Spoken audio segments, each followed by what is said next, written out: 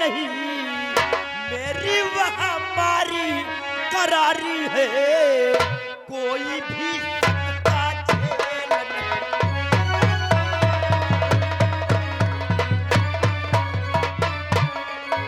मेरी वहाँ मारी करारी है, कोई भी सकता झेल नहीं।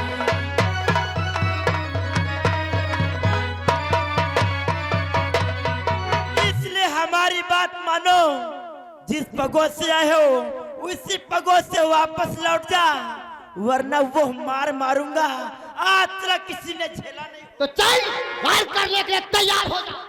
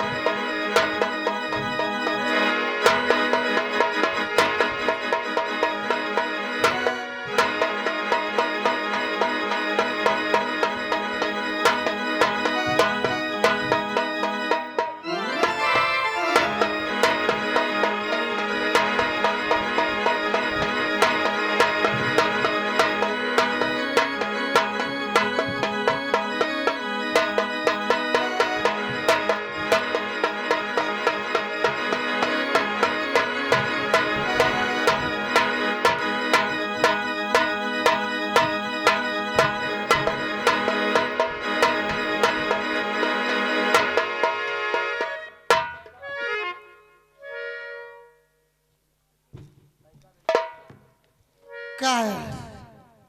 बहुत समझाया परंतु समझ में नहीं आया। ये तरह चौथा द्वार, अब चलता हूँ पांचवें द्वार की तरफ। बोले श्री कृष्ण भगवान की जय।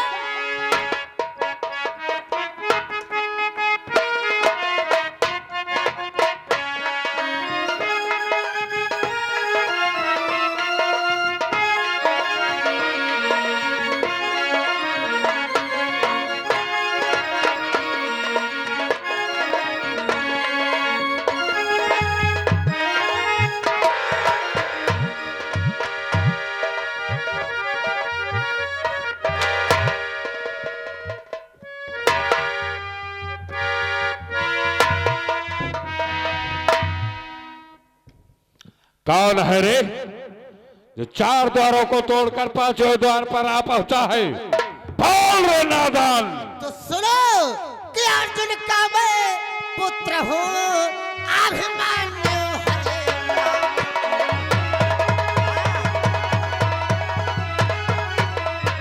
कि अर्जुन का मैं पुत्र हूँ, अभिमन्यु है नाम।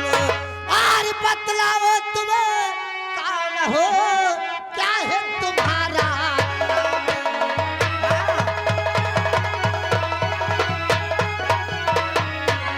बतलाओ तुम कौन हो, क्या है तुम्हारा नाम?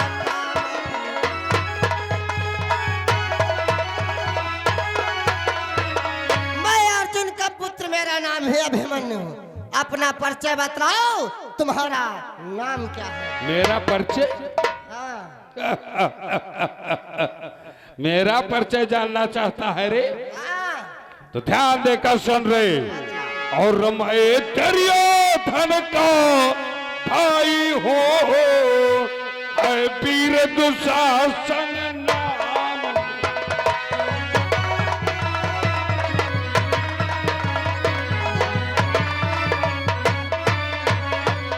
और मैं दुर्योधन का भाई हो, है वीर दुशासन नाम मेरा।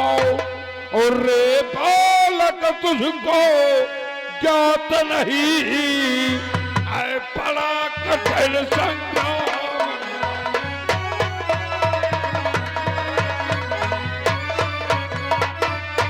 और रे बालक तुझको ज्ञात नहीं,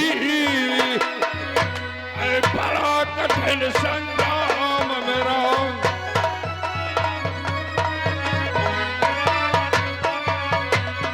ध्यान रख करे मैं दुर्योधन का भाई और मेरा नाम दुशासन है।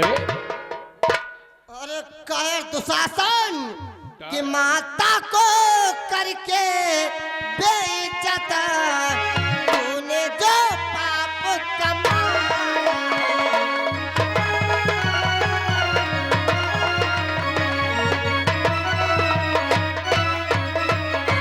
कि माता को करके बेइज्जत तुमने जो पाप कमाया है।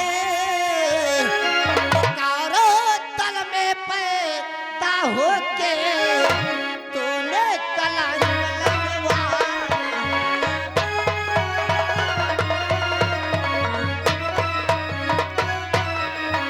कारो तल में पैदा होके तूने कलंक लगवाया है।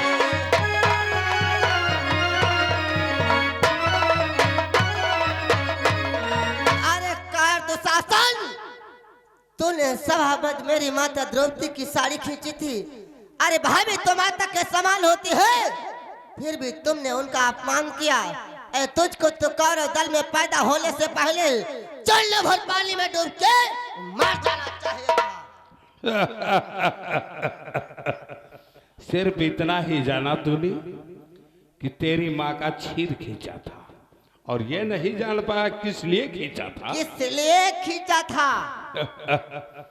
तेरे ताऊ दादा धर्मराज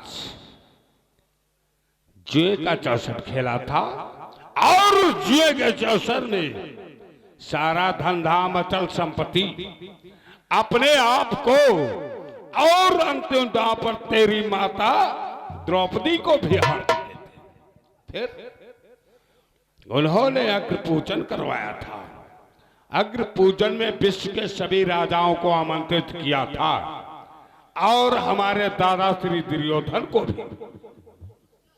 हमारे दादा श्री उस अग्र पूजन में भाग लेने के लिए जा रहे थे। वो इतना अचरज अथवा संभव का महल बना था, जिसमें जल की जगह थल और थल की जगह जल था। हमारे दादा श्री फिसल कर गिर पड़े। ये दृश्य तेरी माता द्रौपदी देख रही थी। उसने कौन से वचन का उच्चारण किया था रे? कौन से वचनों का उच्चारण किया? और तेरी माता द्रौपदी ने कहा था कि अंधे की औलाद अंधी होती है। इसीलिए दादा श्री बस अपमान का बदला अपमान से लेना चाहते थे रे। और फिर जब तेरी ताऊ दादा सब हार चुके थे, तेरे ताऊ दादा और चाचा सभी हमारे दादा श्री के दास बन चुके थे, और तेरी माता वो भी दासी बन चुकी थी। हमारे बड़े भ्रात का आदेश था कि जाओ पंचाली को पकड़ करके सभा के मध्य लाओ, और मैं उनके आज्ञा का पालन कर रहा था। उसे पकड़कर लाकर सभा के मध्य खड़े कर दिया। फिर उनका आदेश था कि उसे वस्त्रहीन करके मेरे जंघा पर बिठाओ। फिर रे इसमें कलंक की कौन बात है? अपमान का बदला अपमान से लिया जा रहा था, और बड़े भ्रात की आज्ञा का पालन किया जा रहा था। अरे भाभी थी, अगर भाभी दो शब्द मजाक भी कर दिया तो क्या हुआ? उनके शब्दों को अपने मन में नहीं रखना चाहिए। ये कौन सा मजाक था रे? उसने दादा श्री को गाली नहीं, पिताश्री को गाली दिया था। उसने अंधे की औलाद अंधा कहा था। अगर हमारे पिताश्री धृतराष्ट्र अंधे न होते तो शायद तेरी माता श्री ऐसा वचन। तो हमारी माता श्री ने ठीक हो तो कहा था। फिर ये क्यों कहता है कि मैंने कलंक लगाया? मैंने भी ठीक किया था। तेरी माँ को वस्त्रहीन किया था सभा के मध्य, वो भी। ये टमाटर के पेड़ में टमाटर नहीं लगेंगे तो क्या आलू लगेंगी? वही तो था, वही था। ऐसा उन्होंने वचन का उच्चारण किया था, इसलिए मैंने ईंट का जवाब तो मैं भी उन्हें आज ईंट का जवाब पत्थर देने आया हूँ। तो ईंट का जवाब पत्थर नहीं देने, तो चक्रव्यूह में अपने प्राणों को खाने आया है, इसलिए तेरी अभी भलाई है। इसी 5वें द्वार से तत्काल वापस हो जा। यह चक्रव्यूह तेरे बस का नहीं है। चक्रव्यूह में आना तो आसान है, परंतु व्यूह के बाहर निकलकर जाना आसान नहीं है रे। मुझे समझाना बंद करो, मैं तुम्हें समझाता हूँ। तो मुझे हाँ कि राजा न मानो बचन हमारा, राजा न मानो बचन हमारा, छोड़ दो तुम पंचम द्वारा।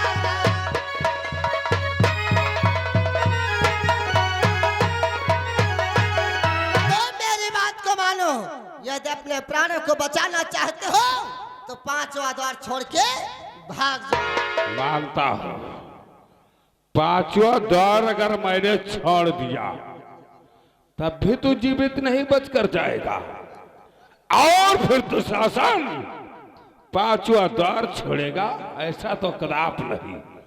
मैं तो दुष्ट भीम का इंतजार कर रहा था, जिसने मेरे 14 भाइयों का संहार किया है, और तू दुष्ट इस चक्रव्यूह का भंजन करने आया है। तो चाल भीम नहीं अभिमन्यु ही सही, तो चाल राज करने के लिए तैयार है।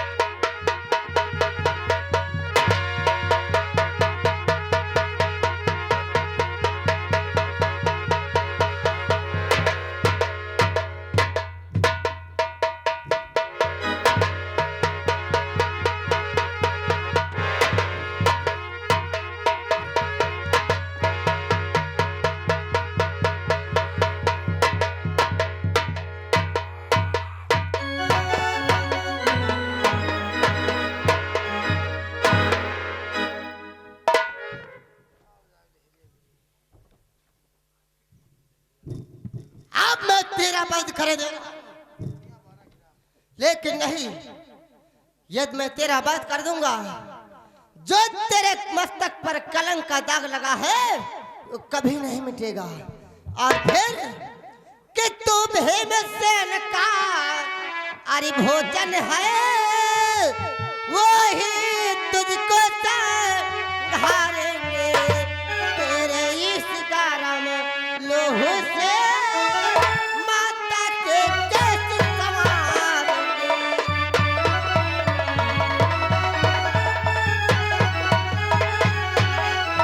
तेरे इस गरम लोहू से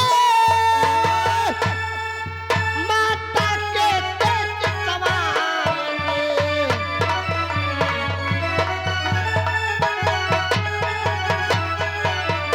तो हमारे दादा भीम का भोजन है, वही तेरा वध करेंगे और तेरे इस गरम लोहू से माता जी के केसों को संवारेंगे।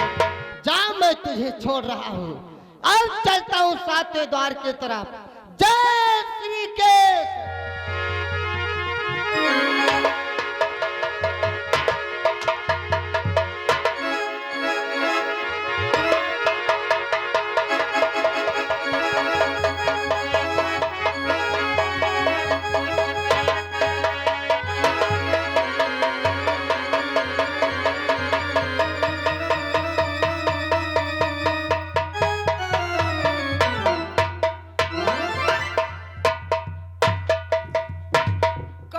बालक जो छठे द्वार की तरफ मरने के लिए आया है। मैं अर्जुन का पुत्र अभिमन्यु, अपना परिचय बतलाओ। बालक हमारा परिचय जानना चाहता है तो ध्यान देकर के सुनो।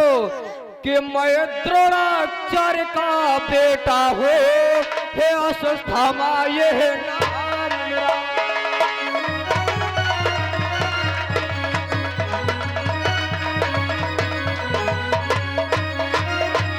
कि मैं द्रोणाचार्य का बेटा हो, हे अश्वत्थामा ये है नाम मेरा।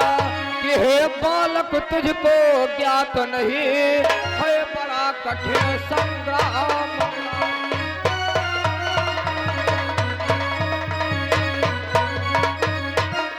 कि हे बालक तुमको ज्ञात नहीं है बड़ा कठिन संग्राम मेरा।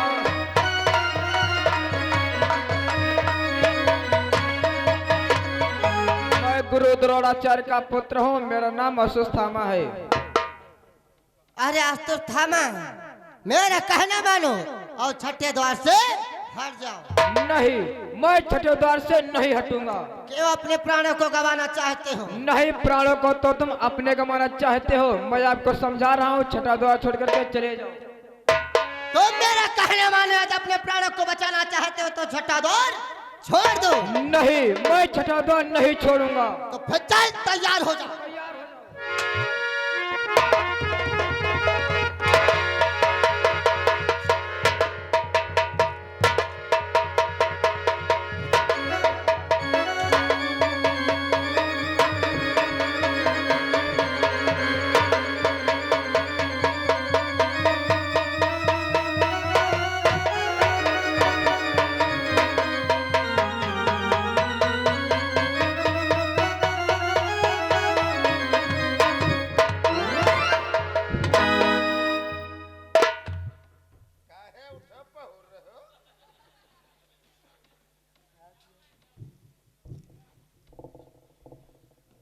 बहुत कुछ समझाया, समझ में नहीं आया, अंत में मूर्छावंत हो गए।